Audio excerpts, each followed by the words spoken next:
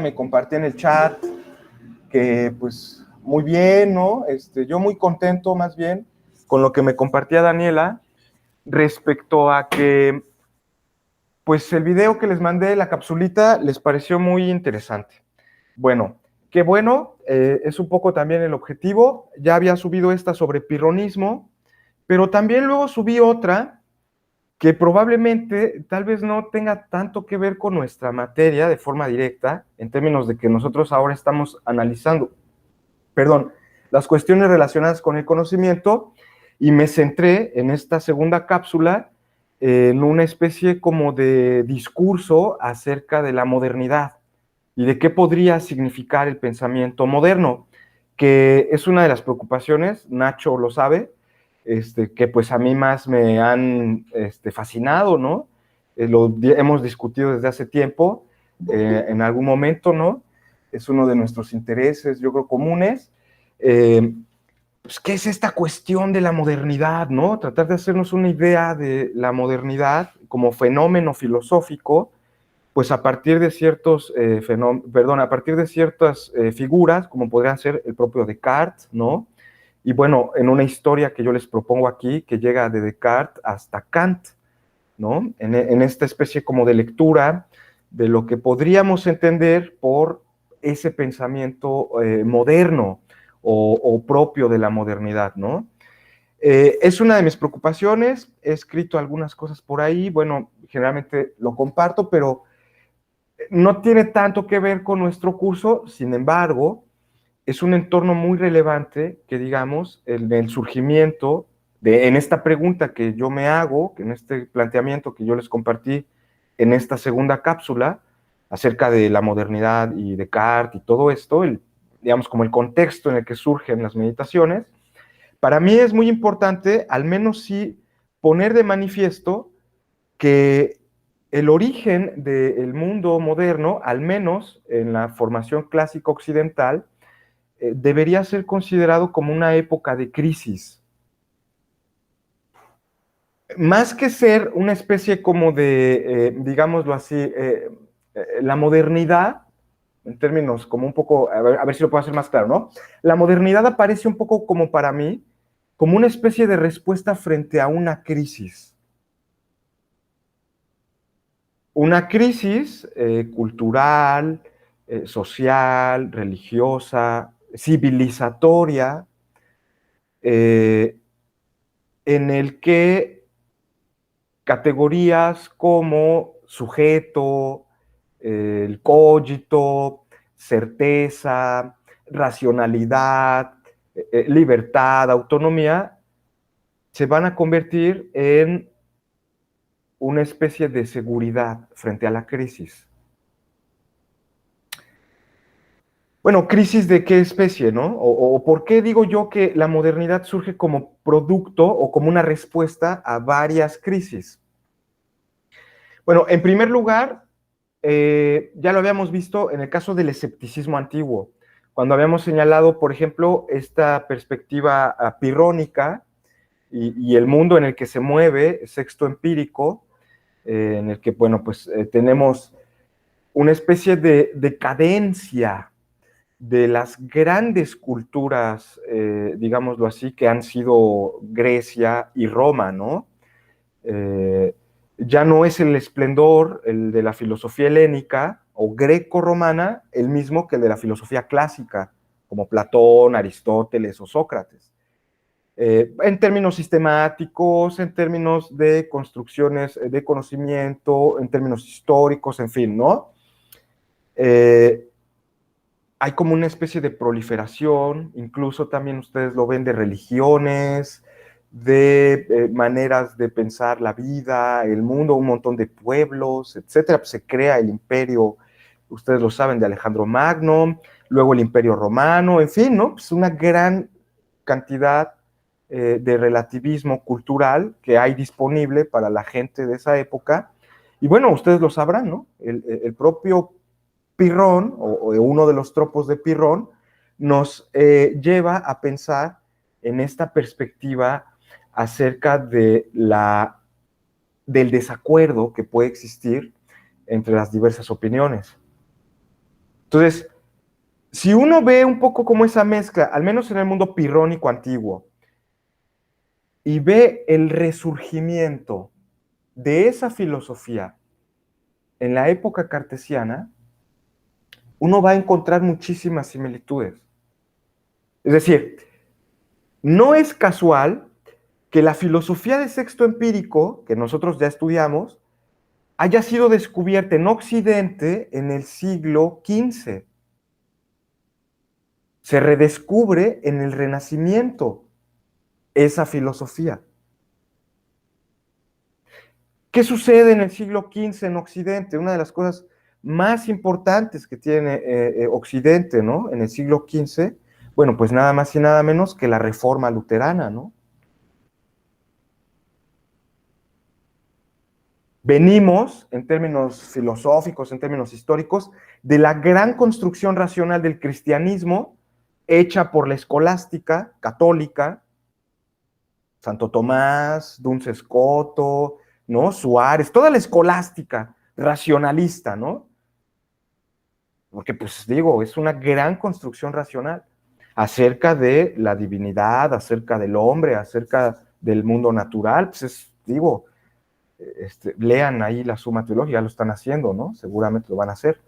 Entonces, van a ver ahí, y una ruptura de esa teología, de esa filosofía, a partir del surgimiento de la figura de Martín Lutero, ¿no?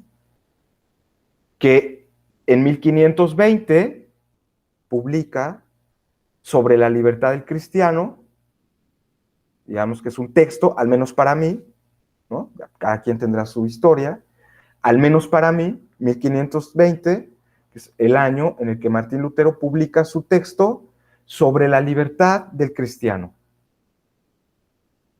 en el que plantea una ruptura con la idea de salvación católica. Además de que igual en ese mismo año publica otro texto igualmente incendiario contra el Papa, que se llama Sobre la cautividad babilónica de la Iglesia. En ese año, 1520, fíjense, estamos hablando del siglo, ¿qué? 16, no, el siglo XV, ¿no? Siglo XVI, ¿no? 1500. En el siglo XIV, que es perdón, en el siglo XV, que es el Renacimiento, 480, se descubre sexto empírico. Y al menos ahí ya tenemos, en la historia de Occidente, una gran fuente de controversias. Bueno, ¿cómo sabemos quién tiene la verdad? ¿Cuál es el criterio de verdad en materia de religión? Imaginemos que estamos en esa época, ¿no? Estamos en la época de Lutero, ¿no? 1520. Estamos un poco en esa perspectiva un poco histórica, ¿no?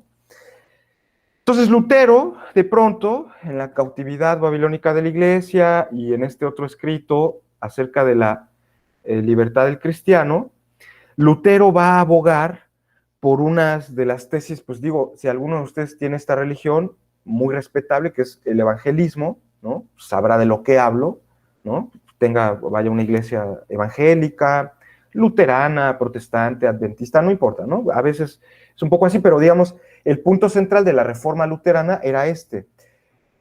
Frente a la iglesia católica, en la que había una gran seguridad respecto a quién o quiénes eran los censores de la verdad religiosa, es decir, los que determinaban qué era válido en religión, qué era verdadero o qué no era verdadero en la religión. Los católicos pues no tienen ningún problema, ¿no? Porque pues ahí está el catecismo, ¿no? Pues ahí está lo que dice el catecismo, tienes tu libro que te dice qué es lo que tienes que creer. ¿Y eso por qué está bien o por qué está mal? Ah, pues porque ya y el católico empieza, ¿no? Ah, bueno, porque, y apela a la historia. Porque, bueno, y entonces el católico apelará a que hay una larga tradición que va desde Jesucristo hasta el Papa de ahora, Francisco, ininterrumpida, ¿no? En el que los dogmas que creemos los cristianos es el mismo dogma. O sea, lo que creyó San Pedro ahí cuando vio a su maestro Jesús es lo mismo que cree el Papa Francisco ahorita. Y el Papa, él es el autorizado para decir qué vale o qué no vale en términos de religión, ¿no? Porque él tiene esa autoridad, ¿no? Porque el Papa te puede excomulgar, te puede declarar hereje. Es decir, que tu planteamiento teológico, que tu pensamiento filosófico, etcétera, no está de acuerdo a la verdadera doctrina. El Papa tiene esa autoridad, ¿no? Eso los católicos lo saben, pues el Papa es la última autoridad. A ver, yo escribo un libro en el que diga que no existe el infierno, ¿no? Y entonces ya saco mi libro, yo soy religioso, escribo mi libro, no existe el infierno, y entonces ya el Papa me manda a llamar porque cualquier católico sabe que el infierno es algo que existe por dogma, es un dogma.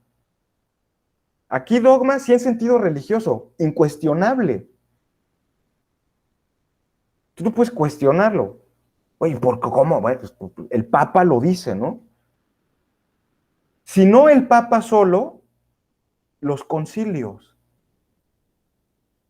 justo, ¿no? Se reúnen, hay varios papas, varios obispos, varias gente, y determinan qué sí se vale y qué no se vale a la hora de decir cuál es la religión, ¿no? Cuál es la verdad religiosa. Los católicos tienen historias de los concilios pues, desde el año cero, ¿no? Bueno, desde Jesucristo, ahí ya saben, ¿no? Hasta ahorita el último concilio que se organizó por ahí de los 60, Concilio Vaticano II, ¿no? Y esos concilios, los sacerdotes, los papas, los que están ahí, determinan qué sí vale y qué no vale para la religión. Entonces, el católico la tiene facilísima, ¿no? Porque pues él apela al papa, a los concilios y a la historia, a la religión, a la tradición histórica. Justo Lutero, en la cautividad babilónica, perdón, en este texto sobre la libertad del cristiano, nos va a plantear una antropología teológica, yo diría, ¿no? Una antropología en términos de teología, dualista. Para Lutero, nosotros como seres humanos estamos constituidos de dos partes, o tenemos dos naturalezas. Una material, externa o exterior, y otra interna o espiritual. Entonces somos dos, ¿no? Hay una especie de dualismo para él. El ser humano es esa especie de dualidad. Un cuerpo, pero al mismo tiempo un espíritu o un alma. Algo exterior y algo interior. Y dice Lutero algo que es fundamental para su teología. El hombre exterior, el hombre material, está absolutamente corrompido por el pecado. No hay ninguna acción que este hombre externo haga que le pueda garantizar la amistad con Dios, que le pueda garantizar que se va a salvar. Nada de lo que haga en términos exteriores o materiales le va a servir para salvarse, porque el ser humano está absolutamente corrompido en términos corporales. Lutero es una visión muy pesimista respecto a la corporalidad humana. Para él, la corporalidad humana es un signo del mal y nos arrastra hacia el mal. Ahí sí es muy agustiniano, ¿no? El hombre exterior, dice Lutero, siempre es esclavo del pecado. No puede dejar de pecar, para decirlo como lo dice San Agustín, ¿no? Este hombre material.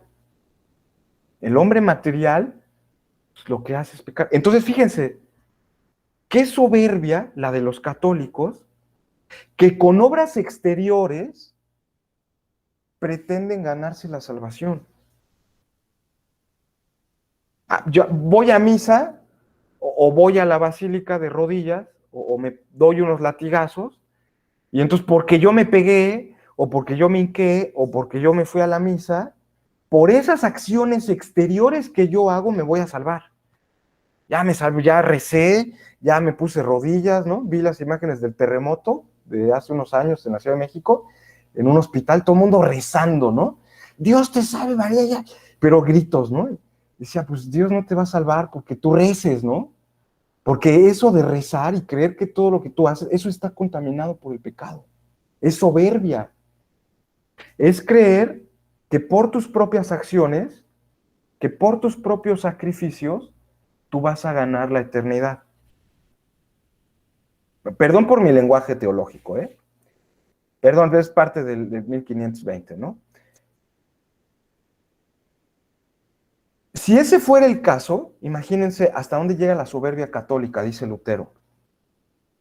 Si realmente con nuestras obras exteriores nosotros nos salvásemos, entonces los sacrificios que aparecen en la Biblia, el sacrificio de Abraham, el sacrificio de Isaac, el sacrificio de no sé quién, todos los sacrificios del Nuevo Testamento, pues, habrían bastado para reconciliarnos con Dios.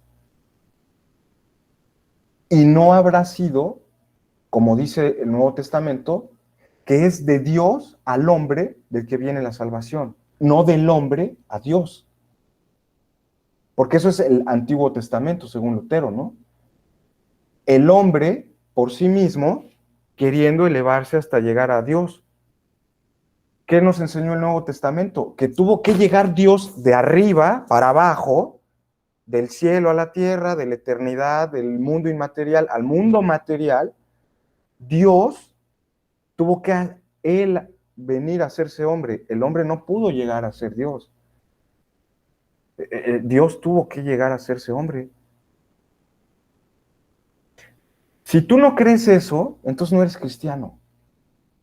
Si tú no crees que el sacrificio que hizo Jesús valió, entonces no eres cristiano. Oye, pero yo voy a misa y voy y me confieso y pues ya, sí, pero tú no te salvas porque vayas y te confieses, ¿no? O porque ayunes, o porque no comas carne, o porque no tengas sexo, ¿no? ¿Por qué te salvas? Bueno, porque Dios mismo se convirtió en un ser humano y murió en una cruz. Por eso es que yo me vuelvo... Entonces, tú te salvas no por algo que tú haces, sino por algo que Dios hizo. No sé si me explico. Entonces, el hombre exterior no es el que se salva, ¿eh? Según Lutero. Hice mortificaciones, ¿no? Pues ya me flagelé como buen católico, ¿no? Ya es cuaresma, no comí carne, ¿no? Soy virgen hasta el matrimonio, porque pues yo soy católico, en fin, ¿no? Y pues como por eso pues, me voy a salvar, por esas cosas que yo hice. No, justo lo que nos viene a enseñar Jesús, dicen los luteranos, es que tú te salvas porque Dios quiere que te salves, no por nada que tú hagas. Si Él quiere, tú te salvas. Y si no quiere, pues no te salvas. O sea, no importa lo que hagas, porque es que yo le di limosna a la gente y yo iba y repartía comida y se cayó el edificio y no me reí de la gente muerta. Bueno, no importa, todas las obras humanas, todas son pecaminosas. Y más creer que es a través de esas obras a través de las cuales tú te salvas. Eso es Lutero, ¿eh? Entonces, ¿cómo sabes que tú estás salvado? Dice Lutero. El hombre interior es el que se salva a través de la fe. no a través de las obras, no a través de que yo vaya a la Basílica de Guadalupe, o no a través de que yo me suba al cerro y allí yo rece, o no de que yo vaya y me ponga sobre hielos para demostrar que Dios, no, no, no.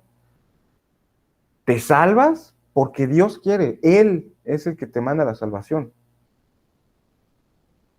Aunque hayas sido tú un ratero toda tu vida, porque pues tú quién eres como para juzgar el sacrificio de Jesús, de decir, ay, ¿por qué va a salvar a ese que es ratero? Qué cara de violador, míralo. Dios es el que... Si tú crees, y eso es lo único que nos da Lutero, si tú crees que Jesús vino y con su sacrificio que hizo, te salvó de tus pecados, con eso ya estás salvado. No necesitas ir a ninguna iglesia, no necesitas ir a misa, no necesitas confesarte con el Papa. ¿Para qué te confiesas? A ver, voy y me confieso con el Papa. Ay, Papa, perdóneme porque pues yo aborté y no sé qué, ya me confieso ahí con él. Y el Papa, como el sacrificio de Jesucristo no fue suficiente, le tiene que echar la mano a Jesús, ¿no? Si yo te perdono porque el sacrificio de Jesús no bastó para que todos tus pecados se perdonaran. Eso es una herejía, dice Lutero, eso es soberbia. Esa es la soberbia humana, ¿no? Queriendo ahí imponer, porque eso aparece, ¿saben en qué texto? No, no tanto en la cautividad babilónica de la iglesia, sino, perdón, no tanto en la libertad del cristiano, sino en la cautividad babilónica de la iglesia, en el que Lutero va a juzgar el papel de la gracia en la iglesia, y las cuestiones del pecado y la salvación y todo. Perdonen, estos son temas de otra teología, en fin, pero son muy relevantes porque el criterio para determinar lo que vale en materia de religión, entonces va a ser un criterio subjetivo, interno, ya no una tradición eclesiástica como el Papa o los concilios, sino que yo solito voy a agarrar la Biblia, ¿no? Y la voy a abrir, y yo solito voy a leer lo que está ahí, y si yo creo lo que aquí dice, me voy a salvar. Oye, ¿y cómo sabes si lo crees? No hay ninguna seña exterior que me pueda demostrar que yo me voy a salvar. Eso es algo que solo se sabe en el interior. Ninguna seña exterior me puede a mí saber que yo me voy a salvar. Si yo creo lo que leo en este libro, y entonces aquí dice este libro que Jesús murió por mí y que el pecado desaparece y que no sé qué, y yo le creo esto, ya me salvé.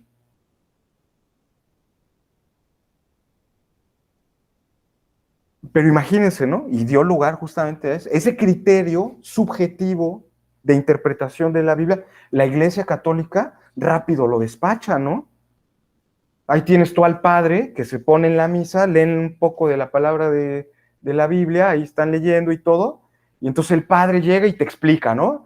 Y te dice, no, el sentido de que aquí del Génesis no quiere decir que en 7 días, ¿no? Y él te da toda una explicación teológica y tal y todo. Y se supone que pues él está autorizado para decirnos pues, que esta interpretación es la buena, o sea, no que yo leo y digo, ay, mira, el sol se detuvo, ¿no? La Biblia dice que el sol se detuvo. Y entonces ya de pronto digo, oye, pues sí, el sol se detiene, ¿no? O mira, la Biblia dice que los seres humanos nacieron hace 5,000 años o hace 10,000 años, ¿no? No, pues sí es cierto, pues aquí dice esto y ¿cuántas maneras de leer la Biblia no existen? Pues cuántas personas, digo, leamos cualquier noticia, ¿no? O cualquier periódico, o cualquier libro, ¿no? Pues, interpretaciones hay muchísimas. ¿Y quién de ellos tiene la verdad? En términos religiosos, estrictamente religiosos, no nos vamos a meter en otra cosa. Ahí, en términos de la religión. Entonces, Lutero, con este dualismo y con esta idea de que es a través de un principio interno, subjetivo, como la fe, a través del cual los seres humanos pues, logran cierta verdad sobre la religión, abre una caja de Pandora, ¿no? ¿Cuántas iglesias reformadas no conocen ustedes? Digo, con respeto, yo en este sentido siempre hablo con respeto, a pesar de que soy muy burlón y todo, en religión y así, en este sí quiero hablar como con respeto, ¿no? Pues yo tenía a mi pastor y entonces íbamos a leer con él el estudio bíblico y ahí estábamos la célula de estudio bíblico y todo, leíamos y de pronto no resulta que otro pastor se iluminó, se le apareció la Virgen de Guadalupe en un sueño y entonces ya ahora hacemos nuestra segunda célula de interpretación bíblica en contra de la que está acá y luego nos hacemos otra, porque ya otro de pronto, pum, ¿no? De una sola iglesia, ¿cuántas iglesias? Ahí sí, ¿no? En términos como evangélicos, no conocemos. Pues muchísimas, ¿no? Muchísimas. No es propio, ojo, no es propio solo de los luteranos, de los evangélicos, de los reformados, mal llamados o llamados por Calvino protestantes, ¿no? No, adventistas, metodistas, pentecostales, etcétera, ¿no? Sino el católico lo tiene muy sencillo ahí. Está, ahí ya tienes tu libro, ¿no? Yo di clases en lugares en los que, ¿de qué hago mi tesis, no? Los teólogos se preocupaban. Pues es que ya todo está dicho, ¿no? Pues ya aquí está el libro y pues ya no me puedo yo salir de la basinica, pues ni modo que yo me haga fuera de la basinica, oye, pues ¿cómo va a ser eso, no? Ya aquí está el magisterio de la iglesia. Pues sí, ¿no? Entonces ya ahí se tienen que acoplar a la disciplina del estudio que les dicen y tal. Digo, no están así, ¿verdad? Pero en cambio, pues acá los que somos más evangélicos y todo, pues cuántas iglesias no hemos fundado, ¿no? Cada uno de nosotros, ¿no? Hoy amanezco así leyendo yo la Biblia y digo, no, sí, el fin está cerca, ¿no? Y al otro día ya amanezco más crudo y digo, no puede ser, ¿no? Tiene razón Alá, ¿no? O no, lo que sea. Entonces ahí nos estamos metiendo en un criterio subjetivo completamente. Tierra de abono para el escéptico. Al menos en su versión pirrónica, ¿no? Digo, esto también, en otro sentido como histórico, no es, no, o sea, no hay que obviarlo, ¿no? En Europa y también en México hubo guerras de religión, ¿eh? O sea, la gente sí se mataba por sus creencias religiosas, católicos contra protestantes, incluso al propio Descartes. Eso fue lo que le hizo en algún momento abandonar el ejército católico, porque en la masacre de San Bartolomé, perdonen, esa fecha no la tengo tan reciente ahora en la mente, ¿no? Pero es una época, es un hecho histórico que le tocó vivir a Descartes. Los católicos franceses cometieron genocidio contra una etnia francesa, que son los hugonotes, que eran calvinistas. Entonces, los asesinaron de una forma genocida, pues aniquilaron por términos raciales incluso, no solo de religión, sino también de raza, ¿no? Y a Descartes le tocó vivir esa época, entonces él decide renunciar, imagínense, él forma parte del ejército católico, porque era su religión, él era católico, ¿no? Y bueno, al ver esa masacre tan brutal, el propio Descartes, pues, sí, realmente decide que tampoco es como tan racional, digámoslo así, morir por una creencia que en el fondo no sabes si es tan cierta, ¿no? O sea, de la que podrías estar equivocada. Muchas gracias, Nacho. Juan Ignacio nos dice 1572. Así es, muchas gracias, ¿no? Entonces, o sea, esas guerras de religión les tocó vivirlas a Descartes. Y en México ya tuvimos 3 guerras de religión, ¿no? La guerra de independencia, bueno, ahí se dieron elementos religiosos con Iturbide, Iturbide y luego también Morelos.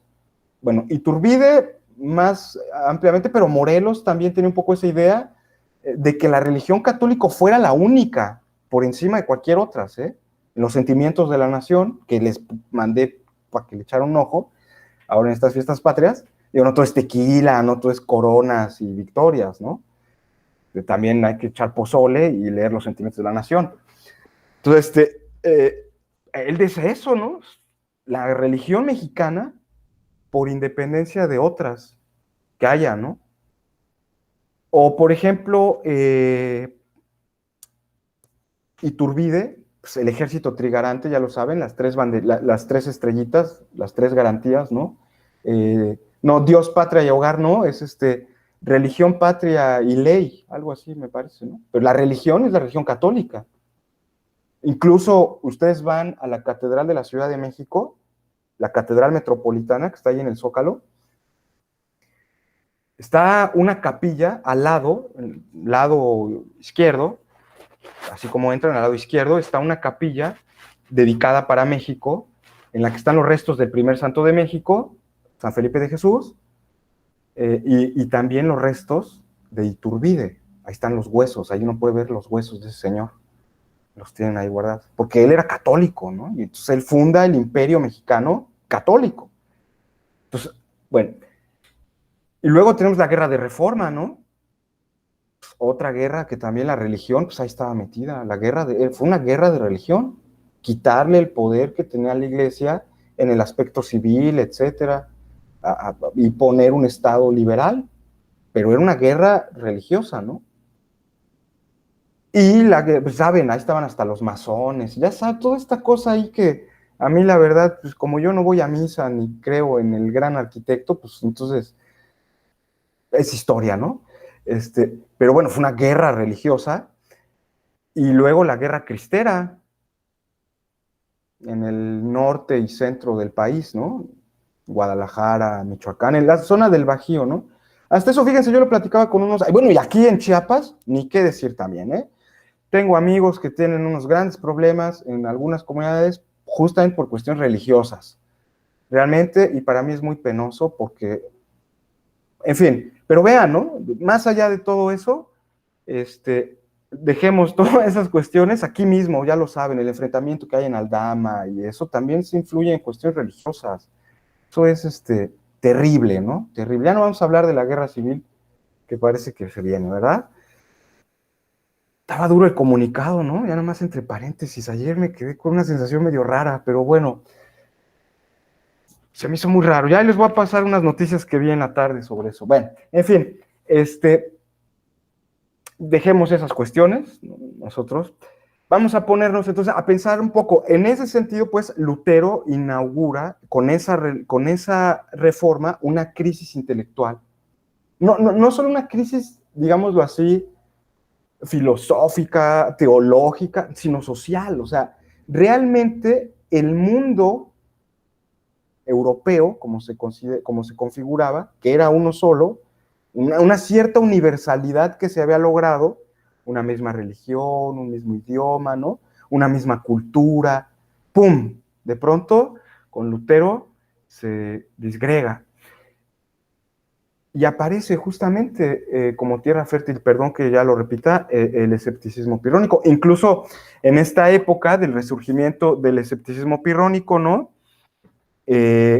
Digámoslo así,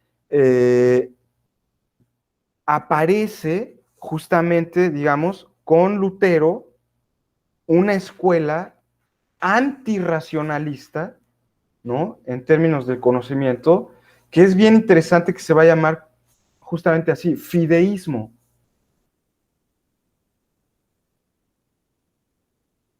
A ver, voy a tratar de hacer otro bloque, ¿no? Voy a seguir un poco dentro del planteamiento teológico del pensamiento de Lutero respecto a su idea de la salvación humana, pero también de un aspecto que es muy importante.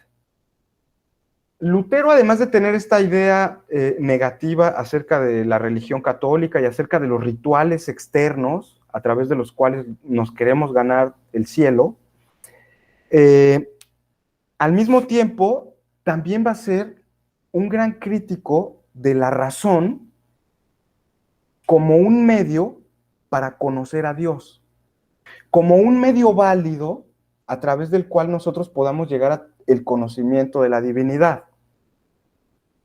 Cosa que, por ejemplo, un Santo Tomás, un San Anselmo, un San Agustín, sí nos dan.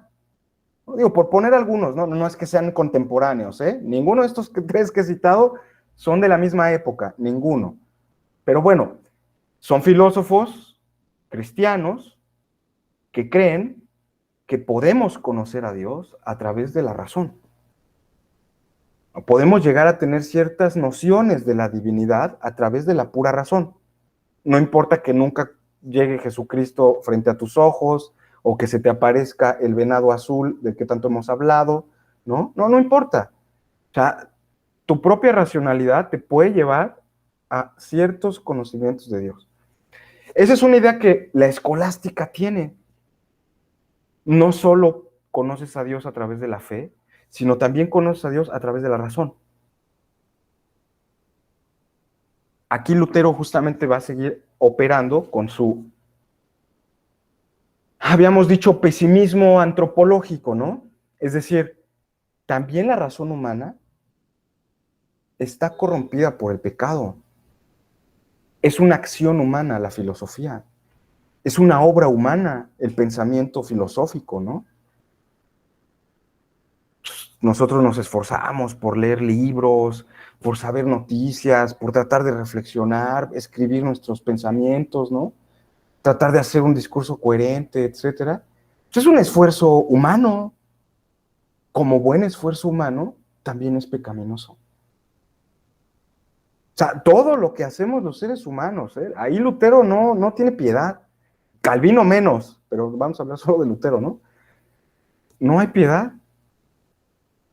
Las acciones humanas, incluyendo a la filosofía, también nos llevan, digamos, a esa perspectiva pues, de condena, ¿no?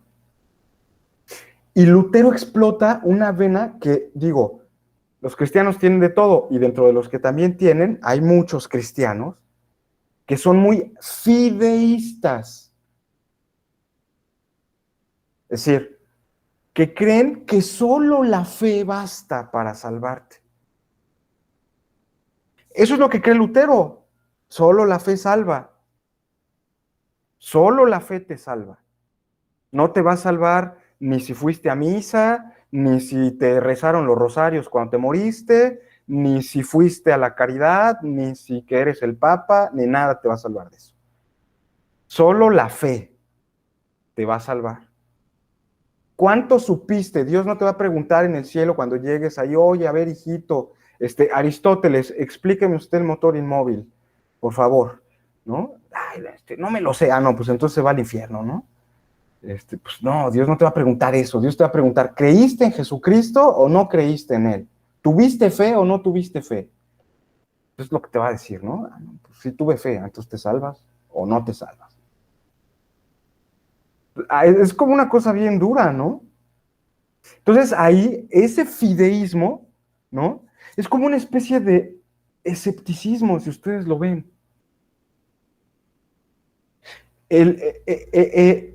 Lutero cree que nosotros podemos conocer a Dios a través de la fe porque la Biblia, ¿no? Nosotros tenemos fe en que es un libro sagrado, pues aquí nos va a dar todas las claves para la salvación. Entonces nosotros nos salvamos por ese principio interno. No por si entendí bien, ¿en qué año escribió el evangelista Lucas? Porque Dios no te, como incluso hasta, por eso los digo, ¿no? Apelando a estas ideas evangélicas o de San Pablo, por ejemplo, ¿no? La sabiduría de este mundo es locura frente a Dios, ¿no? Entonces, de pronto Lutero hace esa clase de afirmaciones también que aparecen en San Pablo, ¿no? O sea, la idea de que los que hacen filosofía y los que todos estos pensadores, filósofos, científicos, etcétera, en realidad, Dios se burla de ellos, ¿no? Esa no es la sabiduría divina. La sabiduría divina es la fe. Incluso como si estuvieran opuestas, ¿no? Entonces, esta perspectiva fideísta nos va a decir que la razón no puede conocer a la divinidad, sino que solo la conocemos mediante la fe. Es como una especie de... perdón, es que así me lo decían, ¿no? A veces algunos alumnos que tuve en otra época me decían así como de, Dios prefiere un burro en el cielo que un Aristóteles en el infierno, ¿no? Me decían un poco así como para burlarse de que yo les daba clases de filosofía. Porque ustedes saben, ¿no? Luego también dar clases y todo es una carnicería. O sea, hay que ser medio sadomasoquista, ¿no? Si quieres poner al profesor en ridículo, le pones apodos, ahí te digo, hemos sido profesores y he sido alumno toda la vida, entonces, no toda la vida he sido profesor, gracias a Dios, pero, pues, ¿sabes cómo es eso? Y sí, me decían eso, ¿no? Ay, a ver, tanto que te metes tus narices bajo los libros, a la mera Dios no le interesa eso, ¿no? Y entonces sí, de pronto, pues, ese fideísmo, ¿no? Pues claro, porque pues a Dios no se le conoce con la razón, se le conoce con la fe. Justamente los católicos en el Concilio de Letrán van a condenar a Lutero, entre muchas de las herejías que le van a encontrar, va a ser la de fideísta. Una de las herejías, ¿no? O sea, es cierto, a Dios se conoce con la fe, como dice él, por eso es una herejía, porque está diciendo algo que es verdad, pero de forma deformada, de manera tramposa. Por eso la herejía es peligrosa, ¿no? Porque el ateo, pues ya es ateo, no cree en lo que yo creo, no cree en Dios, y pues no pasa nada. Pero el hereje cree lo mismo que yo creo, pero de una forma deformada, de una manera y distorsionada, ¿no? Entonces, por eso es el hereje más peligroso. El ateo, pues ese no cree nada, no importa. Pero que cree lo mismo que yo, bueno, entonces ahí está, ¿no? Ese punto, al Lutero lo criticaron, entonces por eso, y ahí habríamos como que decir que una de las acusaciones que además que se hicieron como parte del fideísmo, una de las acusaciones en ese concilio de Letrán, perdón, no de las acusaciones, sino de el motivo de por qué se le anatemizaba, por qué se le condena, tenía que ver con que esta clase de fideísmo nos lleva al escepticismo. Si uno cree que a Dios nada más se le conoce a través de la fe, según estos teólogos católicos que hicieron su concilio después de Lutero, uno está a nada de negar la posibilidad de conocer a Dios. ¿Qué pasa con los que no tienen fe? Ellos no pueden conocer a Dios nunca, realmente, o sea, realmente nunca van a poder conocerlo si no tienen fe. Lutero dice que sí, ¿eh? Lutero ahí es radical. Los católicos no tanto, porque ellos apelan a la razón. En ese sentido, fíjense, la escolástica es muy racionalista. A Dios se le puede conocer vía la razón. Lutero incluso hasta se va a burlar de Santo Tomás, ¿no? Va a decir que nada que hacer con ese gordito, mejor dejarlo en paz, ¿no? Y mejor leer la Biblia. ¿Para qué quieres leer Santo Tomás? Tú con la Biblia tienes suficiente. Y si tú crees lo que dice ahí, ya te salvaste. Nada, y oye, ¿cómo tengo que vivir y tal? ¿Para qué le preguntas a Aristóteles? Si Aristóteles es un pagano, la Biblia te va a decir cómo vivir. Oye, pero ¿cómo ordenamos la vida social? ¿Para qué le preguntas tú ahí a otra vez Platón, que es un pagano? Pregúntale a la Biblia te va a decir. Y eso fue lo que hicieron también los calvinistas, ¿no? Pocos se separaron de Lutero después y formaron sus propias comunidades. Ellos sí, llamados por John Calvino o Jean Calvino, protestantes, iglesia reformada o iglesia protestante, ¿no? Bueno, perdonen por todo este contexto, así como que, pero era importante, de cierta manera, hablar de este subjetivismo evangélico, ¿no? Que digamos, tal vez podríamos señalarlos, ¿no? Entonces, al final de cuentas, este evangelismo de Lutero rescata en esa, fíjense, en esa crisis intelectual que es la Reforma, rescata el valor de la subjetividad. Y vean cómo eso concluye con Descartes. Cuando aparece el cogito cartesiano, esa subjetividad deja de ser simplemente esa noción teológica tipo fe u hombre interior, etcétera, y se convierte en una intuición racional. Digo, al menos si queremos seguir hablando de filosofía, ya los teólogos pues, sabrán qué hacer ellos, ¿no? Pero en esa controversia, digo, ¿por qué metemos a Lutero? Pues porque vino a hacer el caldo de cultivo específico para esa clase de escepticismo que es el escepticismo tipo pirrónico, que fue justamente el escepticismo al que Descartes se va a enfrentar. Ojo, el escepticismo pirrónico era el escepticismo de la época cartesiana, el que se movía en el mundo del siglo XVI.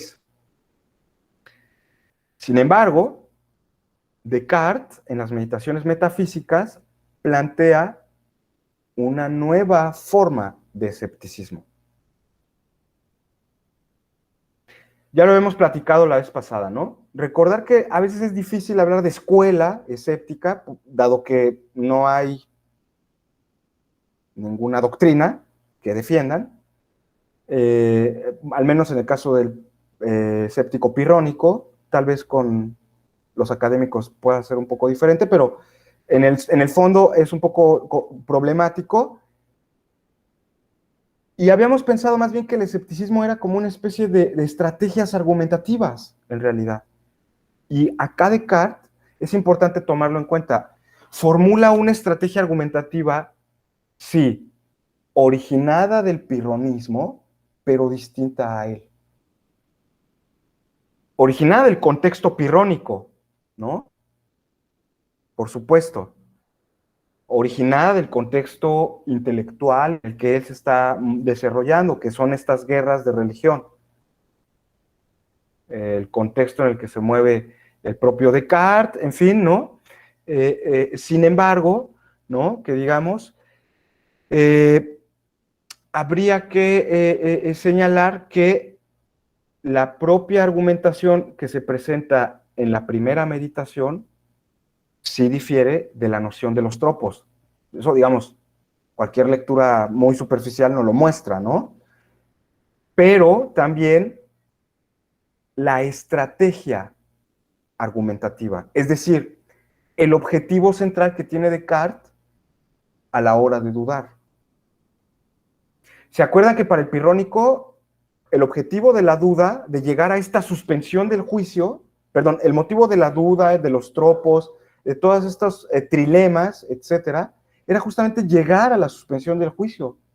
Y a partir de la suspensión del juicio, ellos decían, ¿no? Uno podía llegar a la ataraxia. Entonces, el objetivo de la duda era no dudar por dudar, sino dudar para llegar a suspender el juicio, a la epoqué. No afirmar ni negar nada.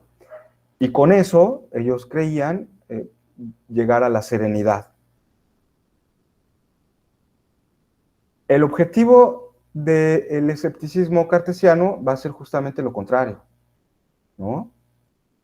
Utilizar las armas escépticas para encontrar una verdad.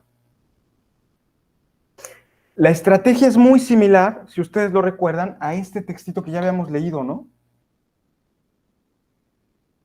De las cartas de Descartes, en las que un tal Clovius le dice, oiga, su estrategia del cogito es muy similar a la idea de San Agustín, acerca de que si dudo, entonces vivo, y al menos algo vive, y entonces de eso no puedo dudar, ¿no? Digo, que es un poco la idea que aparece en San Agustín, en esta obra que habla él. Nosotros leímos Contra los Académicos, pero Clovius habla de la obra acerca del Tratado de la Trinidad y una parte de Contra Académicos que nosotros ya no leímos, ¿no? Solo leímos la exposición, no leímos la refutación. Pues ahí tienen la obra, léanla, ¿no? Entonces, ahí está ese punto en el que San Agustín también parece, y claro, en ese sentido, podrían ser como, de cierta manera, ciertas equivalencias, ciertas extrapolaciones, ¿no?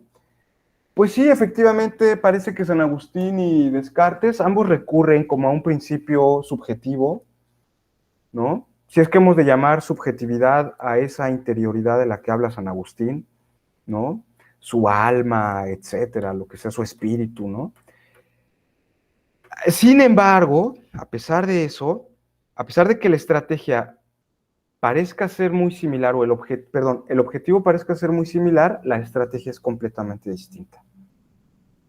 La duda cartesiana es llamada así también duda hiperbólica.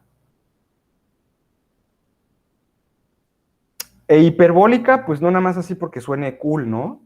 Sino porque como en la función geométrica de la hipérbole, ustedes lo saben, si llevaron geometría analítica en la prepa, que justamente ya lo habíamos platicado, la geometría analítica, un invento del propio Descartes, no por nada se llama plano cartesiano, ¿no? Y ya saben, ¿no? De qué se trata la geometría analítica. ¿Sí? ¿Alguno de ustedes ha tomado o tomó en la prepa geometría analítica? Digo, lo debieron haber tomado, ¿eh? Es una ciencia muy padre. A mí me gustaba mucho, la verdad. No, nadie. Además había calculadoras bien chidas. Hay unas calculadoras Texas Instrument, pero padrísimas para hacer esos cálculos de hipérboles y de parábolas y todo eso está padrísimo, ¿eh? Es de prepa, ¿eh? Eso es de prepa, para que vean. No me vayan a salir con que nada más estaban ahí jugando. Bueno, en fin, ¿qué es, la geometría analítica? Es una invención magnífica que le debemos a Descartes. Es justamente el transformar las figuras geométricas a fórmulas algebraicas. O sea, imagínense, toda la construcción acerca del espacio que había en las matemáticas antiguas, en las que era necesario un plano físico, ahora se convierten en fórmulas algebraicas. Pues es increíble, ¿no? Entonces tienes tu fórmula de la hipérbole y de la parábola y de las cónicas. Entonces, pues, a mí me ponían exámenes de eso. La verdad es que sí me gustaba. Bueno, ¿por qué duda hiperbólica? Porque si ustedes ven una hipérbole, ven la función de una hipérbole, van a ver cómo en el plano aparece. A ver, busco una hipérbole y trato de explicarla, ¿no? ¿Por qué se llama duda hiperbólica? Aquí lo voy a googlear para que ustedes. Fórmula. Es una fórmula vertical, ¿no? Sí. Es muy fácil, ¿no? Digo, el eje focal y todo esto. Aquí lo van a ver ustedes. Perdone que yo les haga revivir esos malos tragos de la prepa. Pero, pues Descartes tiene la culpa, ¿no? Miren, aquí lo podemos ver, ¿no? Así, un googleazo rápido, ya ustedes lo googlean aquí. Vean, esta es la fórmula de la hipérbole. Fx a la 0, ya la 0 menos c, y luego tienes f de x por y de x más c, ¿no? Y entonces tienes los puntos focales y se forma la hipérbole, etcétera. Bueno, aquí está, ¿no? Aquí también hay algunas de estas, pero se llama hiperbólica porque en la medida en la que se acerca al punto focal, se vuelve cada vez más amplia. Es una curva que en la medida en la que se acerca al punto focal, se extiende. Eso es lo que pasa con las meditaciones, con la estrategia argumentativa cartesiana. La duda respecto a la veracidad de los sentidos es una primera fase de una duda que se va a convertir en una duda global, general. Entonces, la duda de los sentidos ataca solo una pequeña parte de la curva.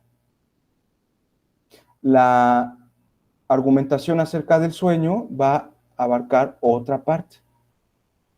Pero la del genio maligno va a ser el punto focal que va a convertir a la duda en una duda total. Por fases. Primero tiene que pasar la primera fase, ¿no? Eso nos muestra un poco la ecuación. Bueno, vamos a unir los puntos en el plano, ¿no? En el eje de las X y en el eje de las Y.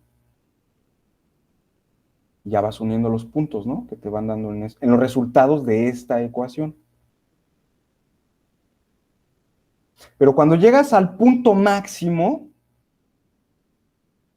abarcas la totalidad de la cuestión. Bueno, esa es un poco la idea de por qué se llama así, ¿no? Duda hiperbólica.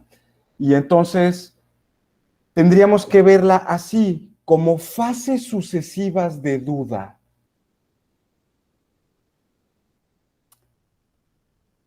Ese es un punto. Estas dudas son fases sucesivas y cada una de ellas abarca una región del conocimiento mayor.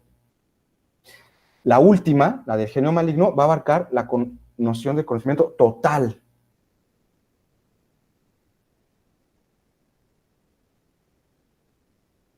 Ahora vamos a esa lectura, pero permítanme, ¿no? Un poco seguir poniendo este planteamiento.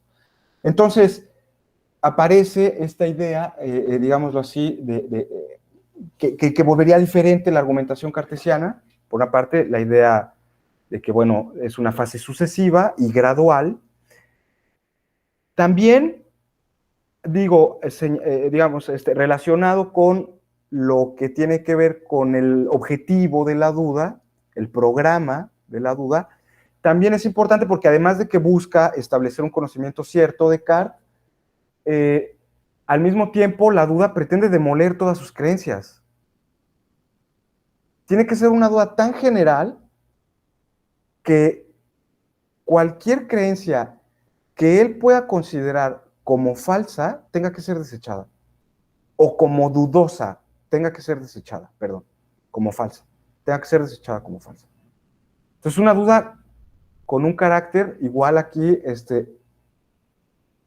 desnaturalizador de las creencias. Terapéutico, vamos a decirlo, ¿no? La duda le sirve a Descartes para deshacerse de todas las creencias. Como ya lo hemos visto que también aparece de cierta forma en el escepticismo pirrónico, ¿no? Y por último, Descartes va a decir que su duda es una duda razonable.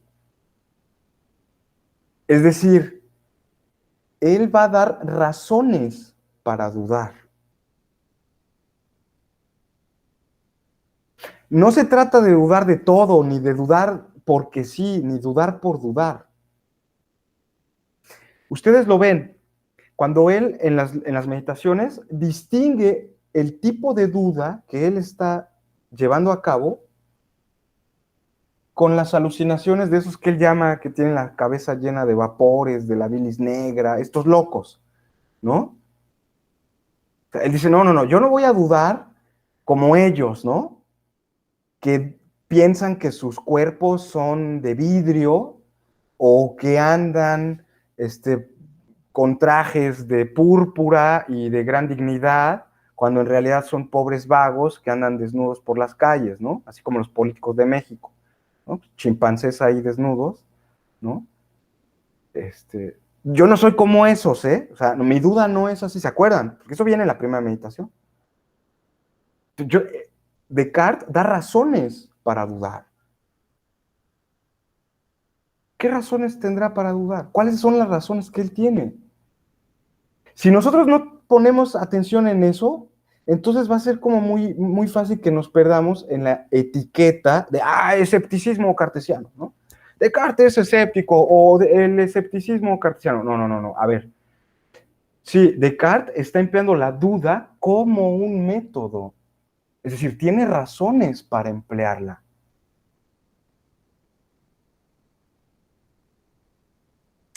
Las razones del escéptico pirrónico tal vez sea eso, llegar a la ataraxia. Tal vez sea la suspensión del juicio, ¿no? Pero esta variedad de escepticismo lo convierte en términos más, digámoslo así, formales, en una versión más sistemática. Es un método con diversas fases, ¿no? Que ataca diversas regiones del conocimiento. Tú no puedes llegar a atacar todo el conocimiento si antes no pasas por la primera fase, ¿no? Luego llegas a la segunda y luego llegas ya al genio maligno. No vas a llegar luego a la suspensión del juicio. Tienes que llegar primero, criticar los sentidos, luego la idea del sueño y luego el genio maligno. De forma sucesiva, escalonada. Mientras que los tropos de la suspensión del juicio, pues tú puedes aplicar los que tú quieras, ¿no? De los 25 que hay, y el chiste es llegar a la suspensión del juicio. A la equipolencia, ¿no? Es decir, no poder dar razones en contra o a favor de una tesis. Es decir, valen lo mismo, ¿no?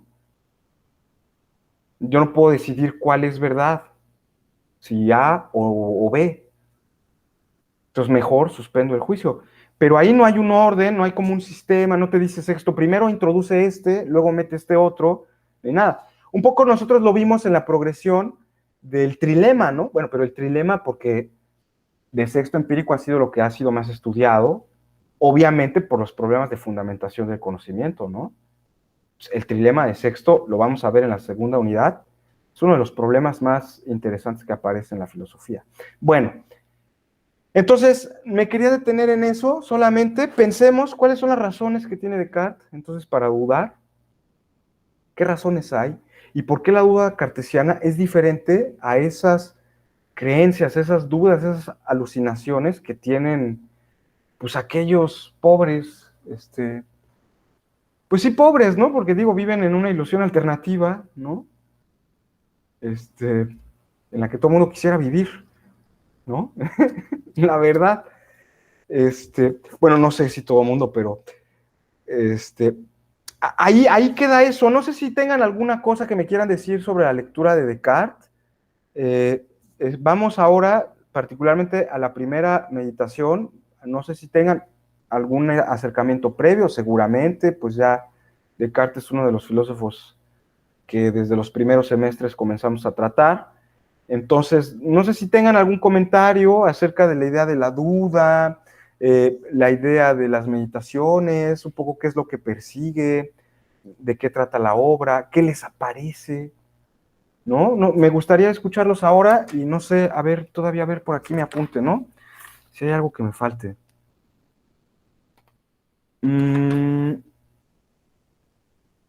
No, a ver, yo creo que ya no. No sé si quieran decirme algo acerca de Descartes, alguna cosa así muy general de su filosofía, de lo que hayan leído por ahora, las meditaciones, que es lo que vamos a leer, ¿no? Es lo que nos toca para terminar ya nuestra unidad. Antes de pasar al libro a la segunda unidad, ¿no? Antes de pasar a la segunda unidad, me interesa terminar solo con Descartes, tal vez el libro de Dancy nos quede por ahí pendiente, pero bueno, al menos esta caracterización cartesiana. ¿Qué les ha parecido esta lectura de Descartes? A ver, cuéntenme ahora.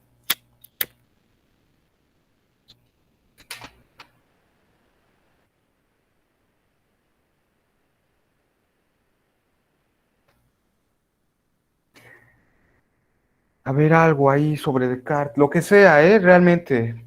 Si es que conocen algo sobre su vida, sobre su obra, el discurso del método, las reglas para la dirección del alma. Es uno de los filósofos también, yo diría, pues más, ¿cómo sería? No sé, yo compartiría esta opinión con Nacho. Creo que es uno de esos filósofos junto con Platón y tal vez Schopenhauer, ¿no? Que tienen un gran estilo literario, ¿no? Es decir, no cuesta trabajo seguir su argumentación filosófica, dado que realmente es un gran escritor, ¿no? Es decir, uno lee las meditaciones, ¿no? Aquí tengo una edición, pero hay 1000 ediciones. Aquí sí no me voy a poner con que la de Porrúa o con que si la de... Hay 1000 ediciones, todas igual de buenas, ¿no? Yo les subí ahí la suya. Pero da la impresión, ¿no? Yo creo que Nacho lo ha de sentir bien también, y ustedes también les comparto, lo comparto con Nacho porque pues ya él ha leído un poquito más, pero eh, no es como, por ejemplo, un Aristóteles, ¿no? O un, no sé, pues, hablábamos de Tomás de Aquino, ¿no? O algunos otros filósofos, que bueno, ya leerlos implica cierto, híjole, ¿no? Ni sabes de qué habla, ¿no? En cambio aquí, creo que junto con Platón, ¿no? Pues te cuentan una historia, ¿no? O sea, uno lee las meditaciones metafísicas y de hecho el estilo, fíjense, a mí por eso me gusta también esta perspectiva, siempre como que lo trato de señalar, ¿no? Enfatizar. El hecho mismo de que Descartes nos esté contando una historia tan familiar para cualquiera de nosotros, es que está apelando a nuestra subjetividad. Es una historia que cualquiera pudo haber escrito, ¿no? La historia de una vida. Bueno, pues estudié, viajé, hice, deshice, y pues ya luego me entró así como de, pues vamos a ver de qué se trata el pensamiento de a de veras, y me di cuenta que todo lo que había creído pues estaba mal, o sea, te cuenta como un relato, ¿no? Incluso él lo dice, ¿no? Permítanme hacerme como una historia de una novela. Está contando su historia, muy personal, ¿no? Estudié en una escuela que era la mejor, viajé, estudié, fui soldado, ya luego me arrepentí, luego todo pasó, y después decidí dedicarme a filosofar y encontrar algo cierto en el mundo, ¿no? O sea, quise decir, bueno, ya saben que todo lo que me dijeron, yo quiero encontrar mi verdad, ¿no? Una cosa que ahora hasta se echa de menos en los filósofos contemporáneos, ¿no? Todo lo que hablan, todo lo que dicen, ni siquiera lo creen, ni siquiera lo viven, ¿no? Gente, ni siquiera han encontrado su verdad propia de ellos, ¿no? Y Descartes, fíjense cómo se lanza, ¿no? No me interesa lo que diga todo lo demás, la escuela, lo que yo viví, lo que yo vi. Quiero reflexionar y encontrar mi verdad. Al menos, ¿no? Digo, ya si no hay ninguna, pues ya ni modo. La verdad de los libros, pues ahí está, pero yo ya leí y he leído mucho y no aprendí nada. Y me doy cuenta que es pura babosada. Fui al mundo, en el mundo todos están bien mensos, tampoco descubrí nada, y bueno, pues entonces, pues una verdad, ¿no? Al menos.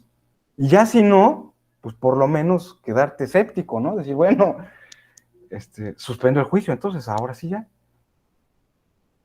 Pero a eso voy. O sea, es una pluma que realmente es muy bella porque nos hace muy familiares los grandes planteamientos filosóficos, ¿no? Yo cuando lo leía, estaba entrando así como ustedes a la carrera, decía, cuate, ¿no? Este libro yo lo leo en media hora, oye, no manches.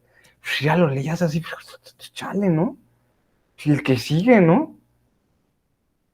Pero incluso, también pues uno es medio menso, estaba más chavo, ¿no? No sabes leer, tienes que entrenarte. Lo vas leyendo, y el propio Descartes dice, bueno, para que no lo leas de un solo jalón, léete una meditación por día, para que ya no te lo avientes todo de un solo jalón. Y ya descansa el domingo, ¿no? Ya el domingo esa es tu tarea. Lees lunes la primera, martes la segunda, así, ¿no? Y el último día, pues ya reflexionas, descansas, ya dices, a ver, pues de qué se trata, ¿no? Y todo. Una cosa que también, digamos, también el estilo de Descartes, muchos lo han dicho, está muy influido por Eh, adelante, adelante, Nacho, adelante. Sí, maestro, creo que eso que está contando es muy interesante, sobre todo a la hora de leer. Ya los compañeros en algún momento se llegarán a tocar, se llegarán a topar lecturas de filósofos ya más rebuscados, como puede ser Heidegger, Wittgenstein, por nombrar algunos. Y creo que hoy en día, de lecturas de filósofos muy contemporáneos y muy actuales, creo que hoy en día se premia más esa de estar rebuscando palabras, estar, ahora sí que como vulgarmente se dice en el lenguaje mexicano, yéndose por las ramas, ¿no? Y a veces su lectura se vuelve muy pesada y también se vuelve a veces premiada dentro de la comunidad filosófica, diciendo, es que ya leí a un filósofo como Hegel, como Heidegger, y les entendí, ¿no? Y a veces creo que lo mejor en la filosofía es la simplicidad, porque ya de por sí es una ciencia que tiene sus propios conceptos, tiene su propia metodología, lo cual lo hace difícil. Y creo que como usted bien lo menciona, Descartes, Platón, por mencionar algunos, son filósofos que tienen un método establecido y que guían hacia una lectura, no voy a decir que fácil, porque tiene su método de complejidad, pero sí que te puede ayudar a comprender más cosas. Así es, así es. Digo, más allá de las cosas que ahora contemporáneamente se hacen, y por ahí leía una pregunta interesante también, que decían, por ahí algún profesor decía, ¿podríamos decir que, que los artículos académicos son un género literario? Y yo decía, pues si lo son, son el peor de todos, porque guácala, ¿no? ¿Quién quiere escribir un artículo así súper técnico y bien como un género de literatura hermosísimo? Pues haces tus metáforas, das tus ideas así con colores y flores y todo, ¿no? Grandes palabras, pues digo, pero a ver, hay una cosa que sí es cierta. Mientras más claro sea la forma de expresión de nuestros pensamientos, puede llegar a ser más profunda, ¿eh? Incluso, miren, hay algunas lecturas, ¿no? Yo estoy dándoles una lectura muy obvia sobre Descartes, que ustedes leen a Descartes y todo lo que ven ahí lo entienden y lo captan, porque el lenguaje de Descartes es muy directo, es un lenguaje directo para nosotros, ¿no? Sin embargo, esa lectura que es muy obvia, tiene sus críticos y dicen que detrás de eso, imagínense, Descartes publica las meditaciones metafísicas. A ver, por aquí tengo la fecha, en 1630, a ver, aquí tengo la fecha correcta, pero la publica 3 años después de la condenación de Galilei. Ustedes lo saben, ¿no? Condenado por la iglesia, por su geocentrismo. En 1633 condenan a Galileo y el discurso del método lo publica en 1637, 4 años después. Las meditaciones metafísicas, casi 10 años después, en 1642. Descartes se está enfrentando a los poderes establecidos de una tradición eclesiástica, política, religiosa, todo lo que ustedes quieran. Entonces, incluso él mismo tuvo que huir de su país, exiliado, se tuvo que ir a Holanda con la reina Cristina de Suecia, y ya luego con Elizabeth, etcétera, ¿no? Eh, porque su vida corría riesgo. El discurso del método lo publica incluso sin nombre, ¿no? Anónimamente.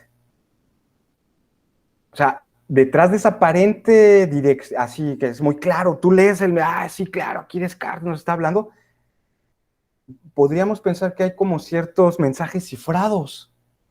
No es tan transparente Descartes, porque a los que está criticando es a toda la escolástica, a la tradición aristotélica, a la tradición tomista, ¿no? Pues eran los que gobernaban las universidades. Pues él dice, yo estudié en la Flèche, la Universidad de los Jesuitas, el gran colegio, y todos los filósofos de la modernidad van a estar en contra de ese planteamiento aristotélico, tomista, etcétera, ¿no? Entonces, había que ser muy cauto. Pues, eran tiempos de persecución, o sea, no era tan sencillo. La gente sí moría por sus ideas, ¿no? Se le condenaba a morir por lo que pensaba. Entonces, ese punto también es como para llamar la atención, ¿no? No nos vayamos con la lectura tampoco tan obvia, sin embargo, en cierto sentido sí lo es, porque, como bien lo decía Nacho, ¿no? Platón, ¿no? Habermas, Heidegger, Wittgenstein, Spinoza, el propio Leibniz, ¿no? Hume, Kant, o sea, filósofos de la modernidad y más contemporáneos, no suelen tener estos lenguajes tan claros y directos, ¿no? Hay que entender ahí su contexto y toda la onda y aprender su lenguaje y los términos y todo. En cambio, aquí con Descartes, parece que nos está narrando una simple historia, ¿no? Y con eso también él, si ustedes se dan cuenta, él trata como de salvarse. En el discurso del método dice, bueno, pero este método solo me valió a mí, ¿eh? No lo tomen como ley universal. Cada quien que piense lo que quiera.